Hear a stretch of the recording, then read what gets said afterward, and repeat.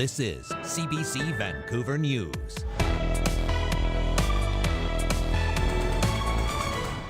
Sick outs, the employees call out sick. There are situations where you may have rotating strikes. Air Canada flight attendants overwhelmingly reject the airline's latest wage offer. What this could mean for passengers.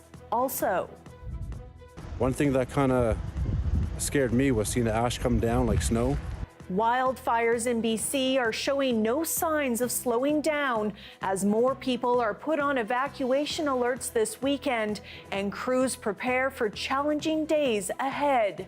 And we had reports that a driver was going the wrong way in the northbound lanes of the Coquihalla. A deadly head-on crash on the Coquihalla Highway shutters the major artery hours after it reopened from a 2-day closure due to an out-of-control wildfire. Hello, thanks for joining us.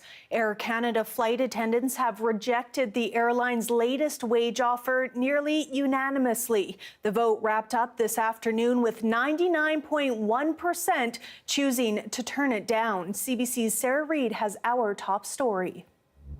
Regardless of how the vote went, both parties had previously agreed that there would be no more strikes and no lockout, and therefore no disruption to travelers. But experts say even though flight attendants can't strike, they could still cause work disruption, and that would impact passengers if they chose to do so. Sick outs, the employees call out sick.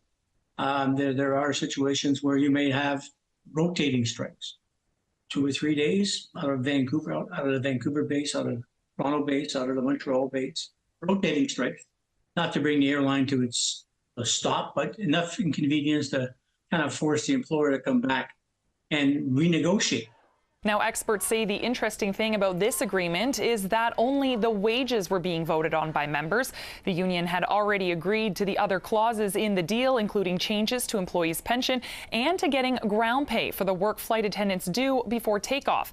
The part of the agreement that will now go to mediation is the wages. The deal included wage increases that would be retroactive to April 1st, 2025.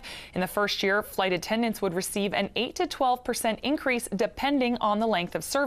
Experts say they weren't surprised to see the deal rejected, but they were surprised to see almost the entire workforce reject the offer. Experts also say that this is far from over and they don't expect the two parties to reach an agreement anytime soon. They also say that passengers could experience lower levels of service due to disgruntled flight attendants on Air Canada. Sarah Reid, CBC News, Edmonton.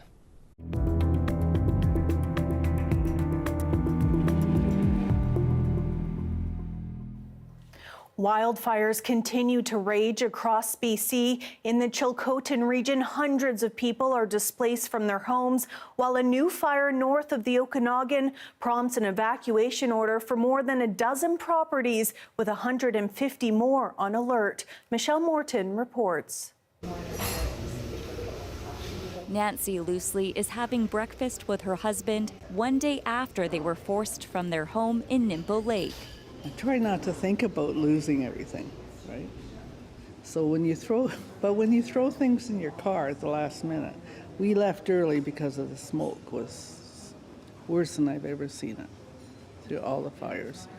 Hundreds of people have been told to leave their homes in central BC because of 2 out-of-control wildfires. The Beef Trail Creek and Dusty Lake wildfires, which are on either side of Anaheim Lake. One thing that kind of scared me was seeing the ash come down like snow, and that's when I kind of started worrying because I knew the fire was pretty close at that point. Some residents evacuating to Williams Lake, where an emergency reception center has been set up. We took care of a lot of people, giving them advice, and we had refreshments for them before they drove on to Prince George or to Kamloops. The BC Wildfire Service says it saw some favorable conditions on Saturday thanks to a thick layer of smoke over both fires, which reduced temperatures and fire activity, but warns there could be challenges in the days ahead. It's kind of a double-edged sword there. We've got cooler weather, maybe some precip if we're lucky, but at the same time, the thunderstorms do bring higher winds that could push the fire around. In the North Okanagan, the Noble Canyon wildfire sparked behind a gas station late Friday night, prompting an evacuation order for 15 properties and an alert for dozens more. Officials say it grew aggressively, but firefighters have been using multiple aircraft to help contain the blaze. We're hopeful that the forecast holds and that we get to see a little bit of the forecasted precipitation and cloud cover. Meanwhile, evacuation orders due to the out-of-control Mine Creek wildfire remain in place. That fire burning close to the Coquihalla Highway between Merritt and Hope. The highway has reopened after a temporary closure. Officials say, however, it could shutter again with little notice. Michelle Morton, CBC News, Vancouver. Smoke from those wildfires had prompted air quality warnings for parts of the Lower Mainland, but today some of those warnings were lifted as officials say winds are bringing cleaner air into the region. There is no longer an air quality warning for Metro Vancouver and the Central Fraser Valley, but the regional district says a warning is still in effect for the Eastern Fraser Valley area, and that is expected to last until at least Sunday. Environment Canada says special air quality statements remain in effect for much of the rest of the province. Now to a deadly night on the Coquihalla Highway. 2 people were killed in a head-on crash near Kamloops last night. Police say a vehicle was driving the wrong way on the highway when it happened. Police got the first call about 9 p.m. This happened just south of Kamloops on Highway 5. We had reports that a driver was going the wrong way in the northbound lanes of the Coquihalla. Before we could get there, moments later, there was a collision. That collision involved a gray Dodge pickup and a white Hyundai Kona. Unfortunately, 2 people have died, 3 people are seriously hurt. McLaughlin did not say which vehicle is believed to have been traveling in the wrong direction, but says early evidence suggests the collision is a result of criminal behavior. Anyone with information is being asked to call police. The Coquihalla Highway was closed in both directions near the Inks Lake turnoff for more than 9 hours. In Langley, 1 person has died after being shot in a taxi last night. Mounties say they were called to the area of 200th Street and 53rd Avenue just before 10:30. The person died at the scene. Now the Integrated Homicide Investigation Team is working to identify the victim and to determine if the killing is connected to BC's gang conflict. They say no one else was injured. Anyone with information is being asked to contact homicide investigators. Meanwhile, in East Vancouver, police have made an arrest in a suspected double homicide and stabbing yesterday afternoon. Officers responded to reports of a stabbing around 2 o'clock in the Joyce Collingwood neighborhood. When they arrived, they found a 50-year-old woman with life-threatening injuries inside an apartment building near Vanessa Avenue and Spencer Street. Police later found 2 other women dead in another building nearby.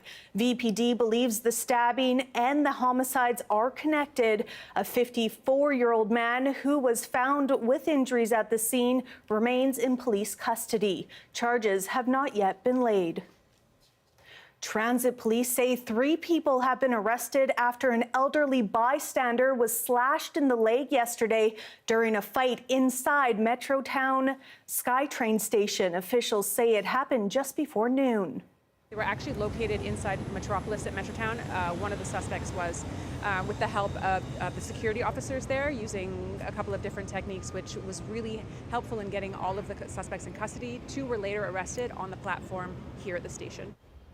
2 men and women were involved in the fight, and police say they also found 2 weapons. The 70-year-old woman who was standing nearby was hurt when she was slashed in the leg. The woman was taken to hospital. Police say the incident has had a significant impact on her. A West Cooney ostrich farm that's been fighting to stop a cull of about 400 birds over an avian flu outbreak has been granted an interim stay order by the Federal Court of Appeal in Ottawa. The decision will delay any potential execution of the birds by the Canadian Food Inspection Agency. On Thursday, a lawyer for Universal Ostrich Farms in Edgewood filed an appeal to stop the cull order, which was issued in December after 69 of the farm's ostriches died. The interim stay motion says the CFIA is still allowed to prepare steps to kill the birds. The CFIA has been given until Tuesday to respond to the motion.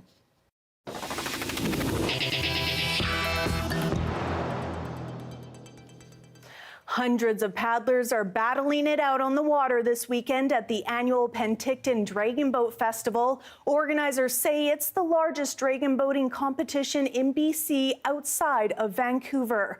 Tiffany Goodwin caught up with one of Penticton's local teams to get a look at training behind the scenes. It starts with a... Then, before you know it, they're off, paddling deep into Skaha Lake. Meet the Peach City Dragons. They're one of 82 teams competing at Penticton's Dragon Boat Festival, now in its 24th year. It's kind of like a second family in the boat. So I'd say that's probably just the social aspect to it, and still compete a bit and have fun. You got this. Almost done. For 2 nights a week before the sun sets, the team trains. We practice a lot of starts and things like that so that when the race actually comes, we're quick out of the gate. Stuart Drake is one of many members who competes with his wife. I got in it after I met her, so we met and she said, you should come and try paddling. So I said, yeah, okay, I'll come and try it. The city says since its inception, the festival has been a big boost to the community, promoting fitness for all ages and abilities. And we find that dragon boating in general promotes a great deal of activity locally, and the event itself attracts 2,200 participants to town. Obviously early September, it's after the school holidays, so it's fabulous for extending the summer tourism season. 1, 4. But not everything about dragon boating is smooth sailing. Weather can be challenging, and paddling, like, it's a sprint. So 500 meters, giving it your all. That sprinting is really, really hard work, right? You've got to focus together as a team for about 2 minutes, 2.5 minutes. And so it's a challenge when you have 20 paddlers trying to do the same thing at the same time. But when it's all over, the team finishes off with a celebratory chant. We're Peach City Dragons and make no fuss on us. Reach and roll. Tiffany Goodwin, CBC News, Penticton.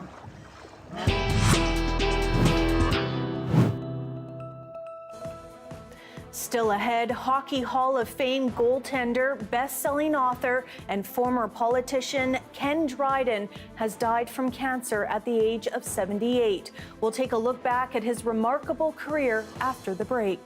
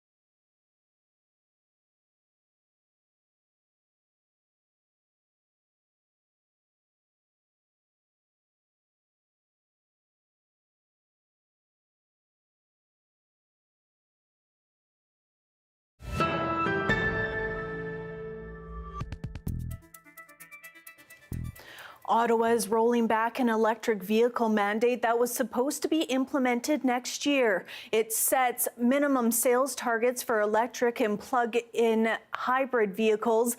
The Fed's pause and review approach has some in the industry wondering what's next. But as Caroline Chan reports, the BC government seems to be staying the course for now with their own EV mandate.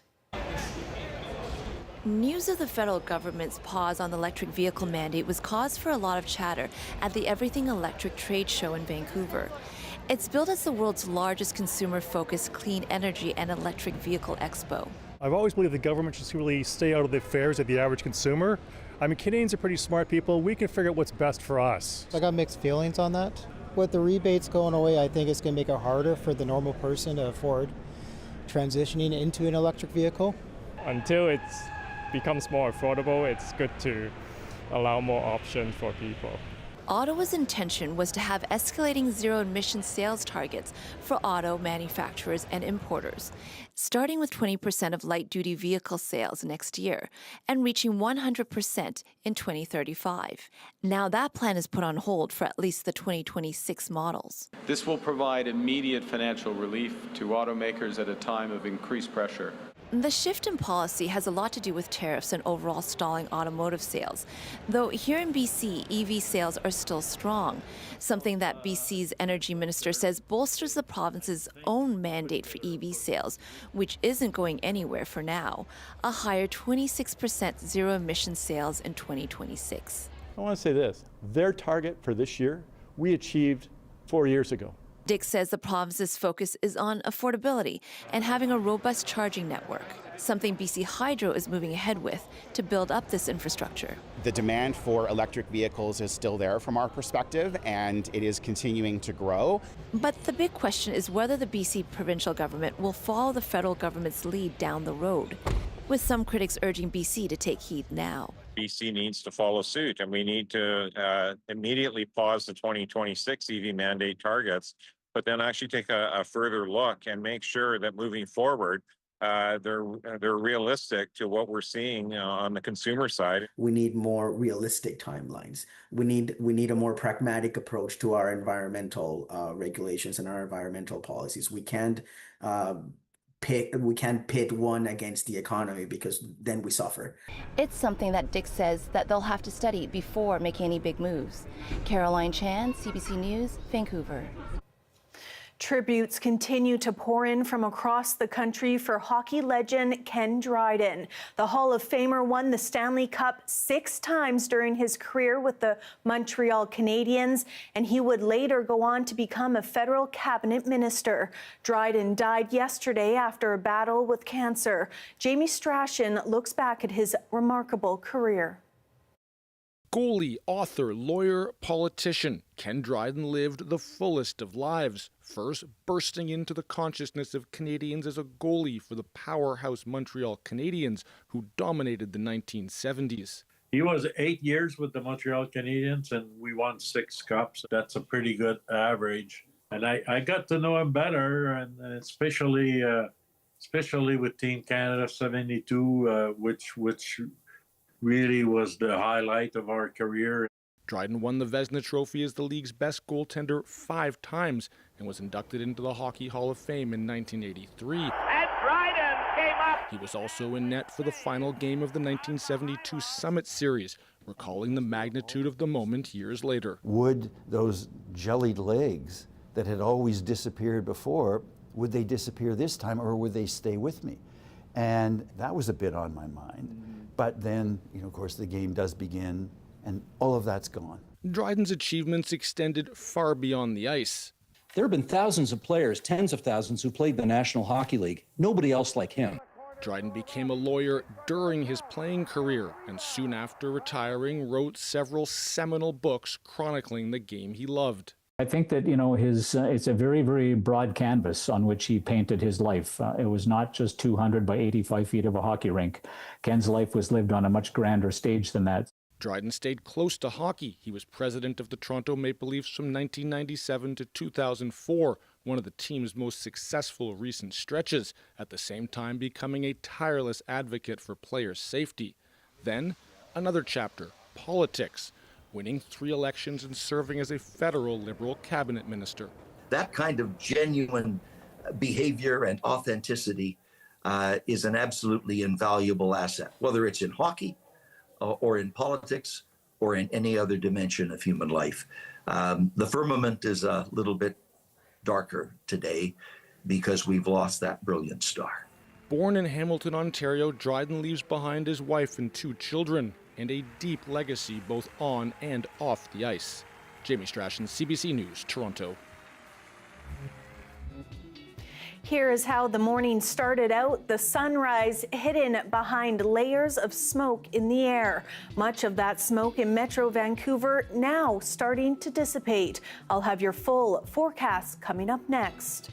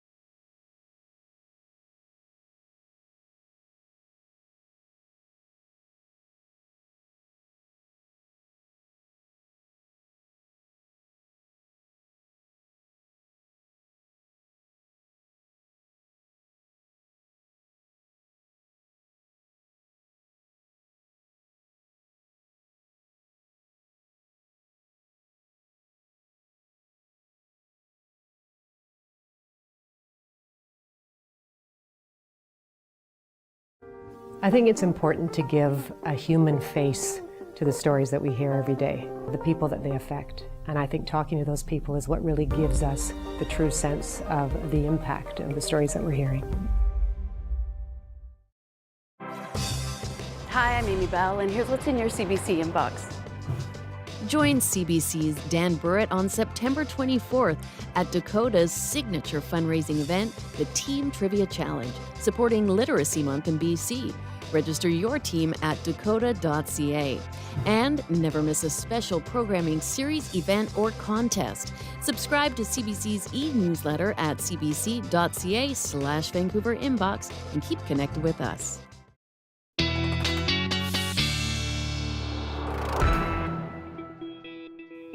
All right, it is time now to take a look at our weather forecast. Let's begin with a quick peek at the fire danger map. Still seeing a lot of those hot, dry conditions across the province. And as we can see on the map, that fire danger still at a high and extremely high rating across many parts of the province.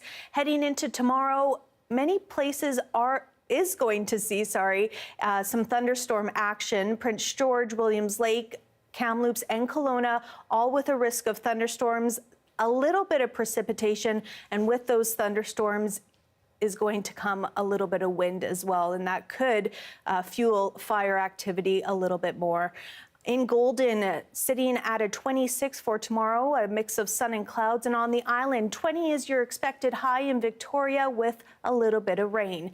Heading into Metro Vancouver, we are going to see about less than 1 millimeter of rain on Sunday. Similar conditions on Monday. It's going to dry up by Tuesday, and we might see a little bit of sun by the end of next week.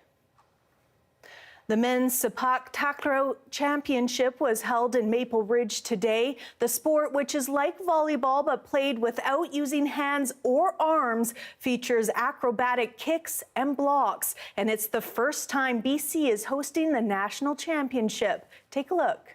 This is the 2025 men's Sepak takraw championship. Sepak is a Malaysian word for kick. Takraw is a Thai word for hand-woven ball. It's a combination of soccer and volleyball played on a badminton court. 3 players on each side. There's a serve. And then you have 3 hits to pop the ball up, set, spike. Just like volleyball, but no hands. This is the first time it's been hosted in BC, so we're quite excited about that. Because there's good players here and good support, we really wanted them to have the chance to host in BC.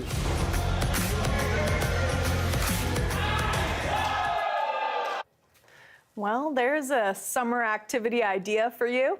That is your late news for this Saturday. Thanks so much for watching. For news at any hour, you can always head to our website at cbc.ca/BC. Hope you have a great night. We'll see you tomorrow.